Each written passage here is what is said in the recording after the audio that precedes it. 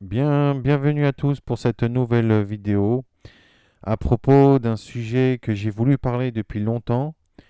C'est à propos du blasphème. Alors, pourquoi je fais cette vidéo? C'est que je suis choqué de voir le monde entier blasphémer le nom de l'Éternel, du Créateur, de voir de plus en plus d'incroyants, d'athées, d'agnostiques et tout le bordel, de voir aussi des caricatures qu'ils insultent le nom de Dieu, qu'ils insultent Yeshua, le roi Kodesh, donc le Saint-Esprit, de voir aussi des journaux comme Charlie Hebdo, des trucs comme ça, blasphémer gratuitement le nom de Dieu alors qu'ils n'ont rien fait. Il faut savoir que vous pouvez ne pas être d'accord à propos d'une religion, d'un dogme ou d'une idéologie, mais vous ne devez pas blasphémer le nom de Dieu ni Dieu lui-même. Vous pouvez être pas croyant, ça c'est votre choix, mais blasphémer, je n'accepte pas. Déjà pour commencer, qu'est-ce que c'est le blasphème? La notion de blasphème désigne à l'origine le fait de parler mal de quelqu'un, injurier, calomnier. Elle prend progressivement un sens plus restreint pour ne plus concerner que l'injure appliquée aux faits religieux. Ainsi, le dictionnaire Larousse définit le blasphème comme une parole ou discours qui outrage la divinité, donc Dieu, la religion ou tout ce qui est considéré comme respectable ou sacré. La difficulté de cette notion tient de la multiplicité de ses définitions au cours du temps et suivant la géographie. Le blasphème peut être vu comme une construction historique et variété multiple. Moi, ce que je parle, c'est du blasphème contre l'Éternel. Au niveau des religions, chacun a ses propres croyances, mais il ne faut pas insulter Dieu. C'est ça que j'essaie de vous dire. Pour moi, c'est le blasphème contre Dieu lui-même, contre Yeshua et contre le roi Hakodesh, le Saint-Esprit. La France sera le premier État à abolir le délit de blasphème du Code pénal le 25 septembre 1791 lors de la Révolution française. Mais il restera persistant dans ses divers tests. Le délit de blasphème inscrit dans le Code d'Alsace-Moselle ne sera abrogé qu'en 2017. Depuis le 9 décembre 1905, la loi de séparation des églises et de l'État est votée. Depuis, la religion est considérée comme une croyance privée. À compter de cette date, le blasphème n'est plus considéré comme un délit. Il se retrouve au même rang que les sarcasmes, les moqueries déplaisantes et les caricatures. Comme je vous l'ai dit, Charlie Hebdo et tout le bordel. En 1881, au cours de la Troisième République, l'État instaure le droit au blasphème. La loi est votée le 29 juillet 1981 et elle est garante de la liberté de la presse en France. Selon les époques et les régions du monde, le blasphème dans son acception religieuse a pu être toléré ou réprimé. En 2020, la situation varie fortement d'un pays à l'autre. Ainsi, certains pays n'ont jamais pénalisé le blasphème, exemple États-Unis, Chine, Japon, ont, ou ont aboli leurs lois sur les propos blasphématoires, par exemple la France, Canada, pays scandinaves, tandis que d'autres appliquent encore une législation pénalisant les blasphémateurs par des sanctions allant de la simple amende, exemple Italie, Autriche, Brésil, jusqu'à la peine de mort. Par exemple, Afghanistan, Brunei, Mauritanie, Nigeria, Iran, Pakistan, Somalie, Arabie Saoudite, en passant par diverses peines d'emprisonnement, par exemple Allemagne, Russie, Inde, Égypte. Il faut savoir aussi que malgré la liberté d'expression, il y a un prix à payer à toute parole blasphématoire faite. C'est la punition dans les flammes de l'enfer et dans le lac de feu pour l'éternité. Vous pouvez, comme je l'ai dit tout à l'heure, être en désaccord avec les religions et les croyants, mais Dieu n'a rien à voir avec les religions. Vous savez, c'est facile de créer une religion au nom de Dieu, mais Dieu n'a jamais ordonné telle ou telle parole. Voilà. Il faut savoir que les religions sont distinctes de l'Éternel. Vous pouvez ne pas d'accord, mais Dieu n'a rien à voir avec les religions ni les paroles des soi-disant religieux.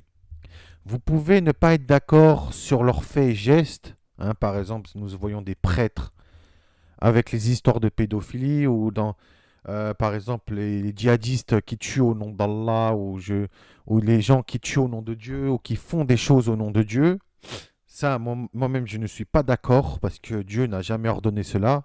Au contraire, tu ne tueras point ou tu n'assassineras point.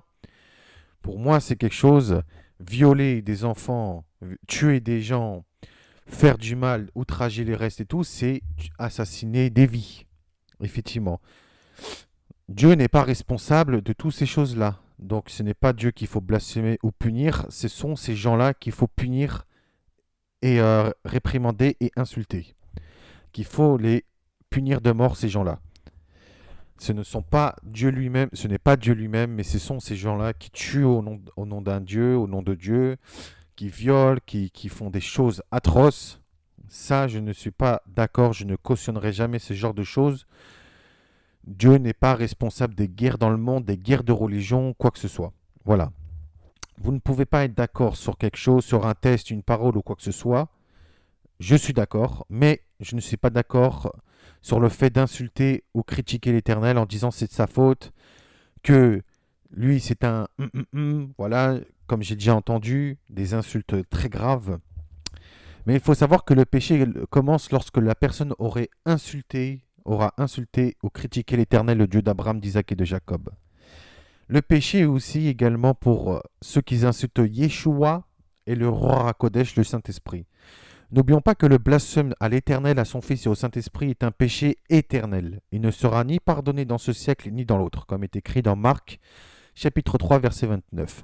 Vous aurez beau être libre d'être dans vos droits sur terre, de dire tout et n'importe quoi, d'insulter Dieu, de se rebeller contre Dieu, de l'insulter jour et nuit, de manger, boire, dormir et en même temps insulter Dieu.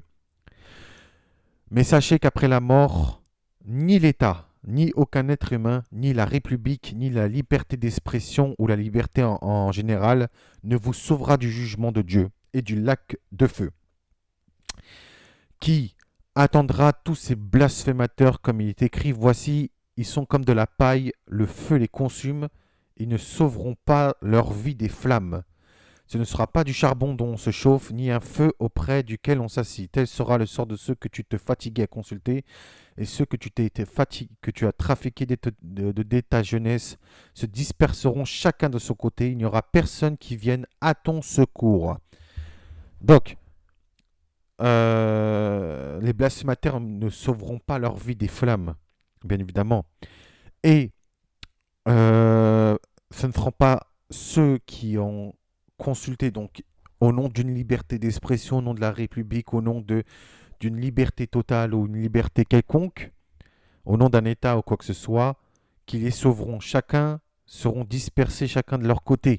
Il n'y aura personne qui viendront à leur secours, les secourir des flammes de l'enfer. Ce passage est écrit dans Isaïe chapitre 47, versets 14 à 15. Il faut savoir que le nom de Dieu est à cause de vous blasphémé parmi les païens, comme cela est écrit dans Romains chapitre 2, verset 24. De toute façon, toute parole, tout acte et toute œuvre seront exposés et dévoilés lors du jugement dernier. Car Dieu amènera toute œuvre en jugement au sujet de tout ce qui est caché, soit bien, soit mal, comme est écrit dans Ecclésiaste chapitre 12, verset 14. Mais il faut savoir aussi qu'à la fin des temps, donc de notre époque, parce que nous vivons la fin des temps, les gens seront égoïstes, amis de l'argent, fanfarons, hautains, blasphémateurs, rebelles à leurs parents, ingrats, irréligieux. Donc, c'est-à-dire qui est contre la religion, contre insensibles, déloyaux, calomniateurs, intempérants, cruels, ennemis des gens de bien, traîtres, emportés, enflés d'orgueil, aimant le plaisir plus que Dieu, ayant l'apparence de la piété, mais reniant tout ce qui fait la force. Donc ça, c'est actuellement les gens que nous voyons. Par exemple, en France, comme partout dans le monde d'ailleurs, les gens deviennent de plus en plus incroyants, athées, agnostiques, moqueurs, blasphémateurs et hautains. Moi, je vous le dis, véritables croyants, éloignez-vous de ces gens-là et ne mangez pas leur table, car ils sont ennemis de l'Éternel, le seul et unique Dieu, le Dieu d'Abraham, d'Isaac et de Jacob, qui osent eux-mêmes insulter et outrager l'Éternel et insulter son Fils Emmanuel, Yeshua Emmanuel Hamashiach, et le Rora Kodesh, le Saint-Esprit. Donc, euh, donc, n'oublions pas que ce que Yeshua a dit, que le péché contre l'Éternel, contre son Fils et le Saint-Esprit, ce sera un péché éternel. Il ne leur sera pardonné ni dans ce siècle, ni dans l'autre, ni durant toute l'éternité. Donc, je vais vous citer quelques passages bibliques. Je vais vous citer Lévitique chapitre 24, verset 16. Celui qui blasphémera le nom de l'Éternel sera puni de mort. Toute l'assemblée le lapidera, qu'il soit étranger ou indigène. Il mourra pour avoir blasphémé le nom de l'Éternel. Donc, il portera la peine de son péché. Deutéronome chapitre 32, verset 39. Sachez donc que c'est moi qui suis Dieu et qu'il n'y a point de Dieu près de moi. Je fais vivre et je fais mourir, je blesse et je guéris, et personne ne délivre de ma main. C'est-à-dire qu'à partir de ce passage, si l'Éternel décide de mettre fin à la vie d'un blasphémateur, d'un quelqu'un qui fait le mal, il ne pourra rien faire, la personne ne pourra rien faire pour se sauver de la main de l'Éternel, puisque l'Éternel aura rendu son jugement. Psaume 74, verset 18. Souviens-toi que l'ennemi outrage l'Éternel et qu'un peuple insensé méprise ton nom. Isaïe chapitre 65, verset 7. De vos crimes, dit l'Éternel, et des crimes de vos pères, qu'ils ont brûlé de l'encens sur les montagnes, et qui m'ont outragé sur les collines, je leur mesurerai le salaire de leurs actions passées. Il faut savoir que ceux qui ont fait la loi pour le blasphème, donc la liberté de blasphémer, ce n'est pas parce que nous sommes en République ou je ne sais quoi qu'ils ne seront pas punis par l'Éternel. Chacun devra rendre compte de leurs actions passées. L'Éternel mesurera le salaire de leurs actions passées. Ézéchiel chapitre 20, verset 27. C'est pourquoi parle à la maison d'Israël, fils de l'homme, et dis-leur, ainsi parle le Seigneur l'Éternel, vos pères m'ont encore outragé en se montrant infidèles à mon égard. Il faut savoir que le blasphème outrage l'Éternel. C'est une insulte. Ça outrage aussi le Saint-Esprit, puisque l'Éternel envoie son Esprit Saint, son Saint-Esprit, et quand vous insultez l'Éternel, vous insultez automatiquement le Saint-Esprit.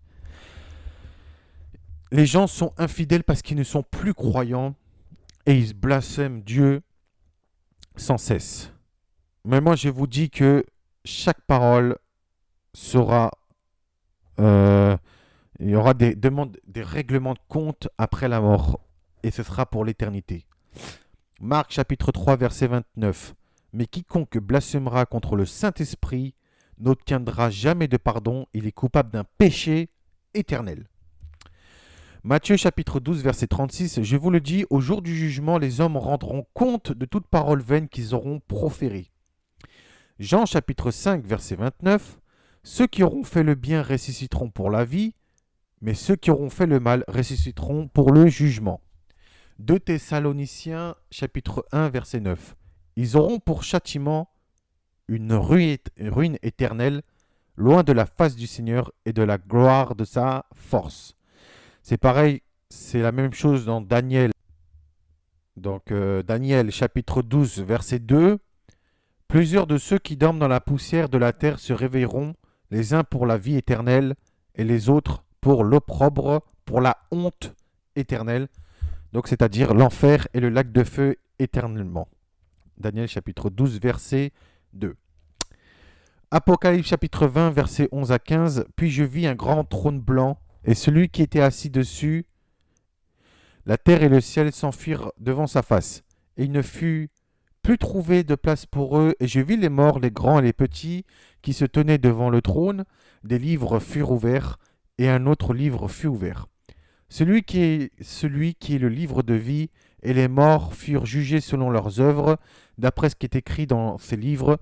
La mer rendit les morts qui étaient en elle, et la mort et le séjour des morts rendirent les âmes, donc les morts, qui étaient en eux. Et chacun fut jugé selon ses œuvres, et la mort et le séjour des morts furent jetés dans l'étang de feu, c'est la seconde mort. L'étang de feu, quiconque ne fut pas trouvé écrit dans le livre de vie fut jeté dans l'étang de feu. Apocalypse chapitre 14, versets 10 à 11, 10 à 12 plutôt. Apocalypse chapitre 14, versets 10 à 12. Il boira lui aussi du vin de la fureur de Dieu, versé sans mélange dans la coupe de sa colère, et il sera tourmenté dans le feu et dans le soufre, devant les saints anges et devant l'agneau. Et la fumée de leur tourment monte au siècle des siècles, et ils n'auront ni de repos, ni de jour, ni de nuit, ceux qui adorent la bête et son image, et quiconque reçoit la marque de son nom. C'est ici la persévérance des saints et qui gardent les commandements de Dieu et la foi en Yeshua. Il faut savoir que, par exemple, dans l'Apocalypse, nous voyons que lors de la colère de Dieu, lorsqu'il punira les êtres humains, les gens continueront à blasphémer Dieu. Par exemple, Apocalypse chapitre 16, verset 9, et les hommes furent brûlés par une grande chaleur et ils blasphémèrent le nom du Dieu qui a l'autorité sur ces fléaux et ne se repentirent pas pour lui donner gloire. Apocalypse chapitre 16, verset 11, et ils blasphémèrent le Dieu du ciel à cause de leurs douleurs et de leurs ulcères, et ils ne se repentirent pas de leurs œuvres. Apocalypse chapitre 16, verset 21, et une grosse grêle dont les grelons pesaient un talent tomba du ciel sur les hommes, et les hommes blasphémèrent Dieu à cause du fléau de la grêle, parce que ce fléau était très grand. On voit donc à la fin des temps, à la fin des temps, donc, même ceux qui seront punis maudiront et blasphémeront le nom de l'Éternel notre Dieu. Donc c'est vraiment,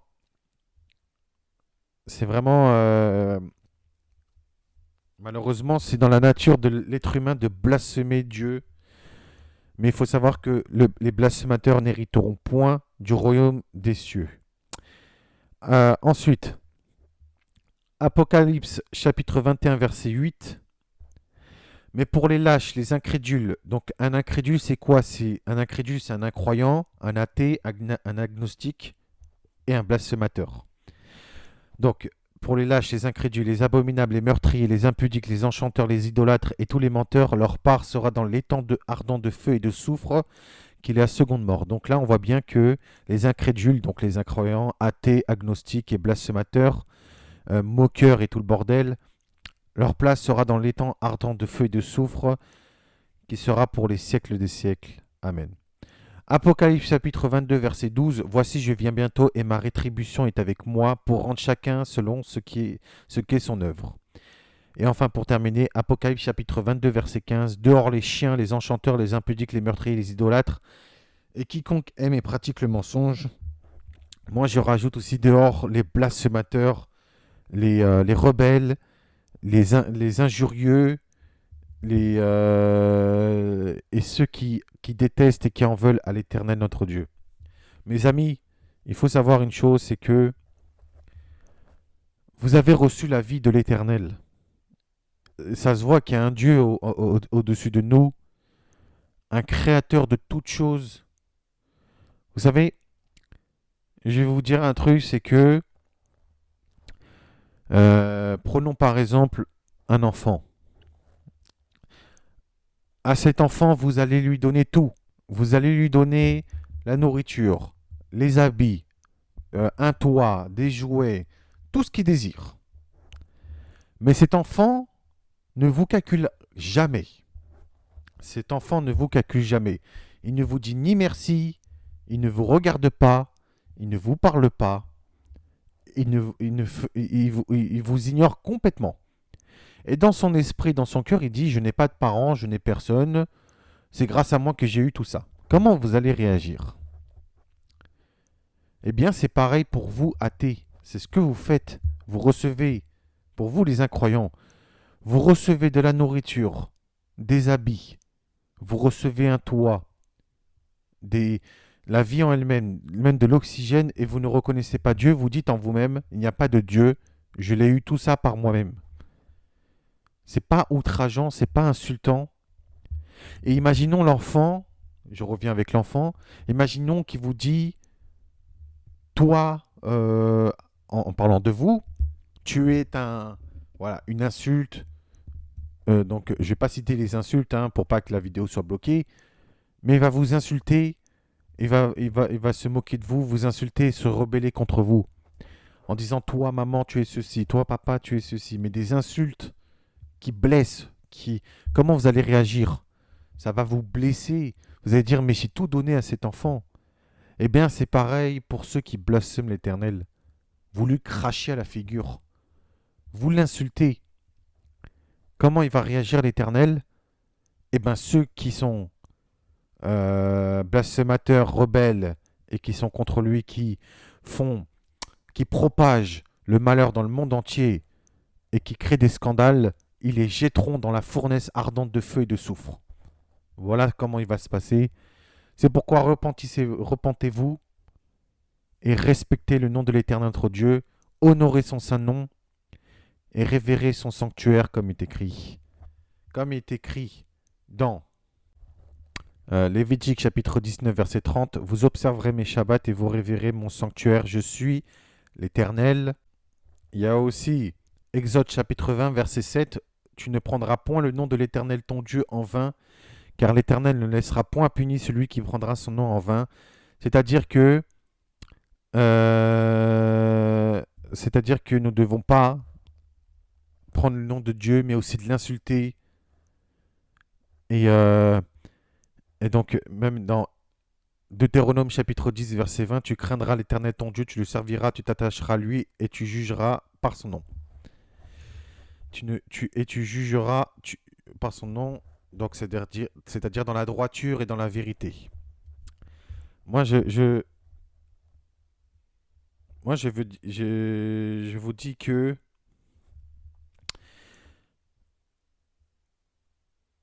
même Lévitique chapitre 19 verset 12, vous ne jurerez point faussement par mon nom, car tu profanerais le nom de ton Dieu, je suis l'Éternel. Moi je vous dis mes amis, c'est que nous devons respecter l'Éternel et les blasphémateurs n'hériteront point du royaume des cieux, au contraire ils iront dans les flammes de l'enfer pour l'éternité. Que vous soyez croyants ou pas, ce sera la même chose. Pour l'instant profitez bien de votre vie, mais tout se jouera après votre mort. Sachez qu'il y aura un jugement dernier, et ceux qui auront insulté, moqué et se sont rebellés contre le nom de l'Éternel et contre lui-même, passeront en jugement et après dans le lac de feu. À très bientôt mes amis. Sachez que la fin est bientôt, elle est proche. Repentez-vous absolument de tous vos mâles. Dans le sang de Yeshua Emmanuel Hamashiach et dans le baptême de l'eau et du feu du Roi HaKodesh. À très bientôt, merci à tous et prenez soin de vous. À bientôt.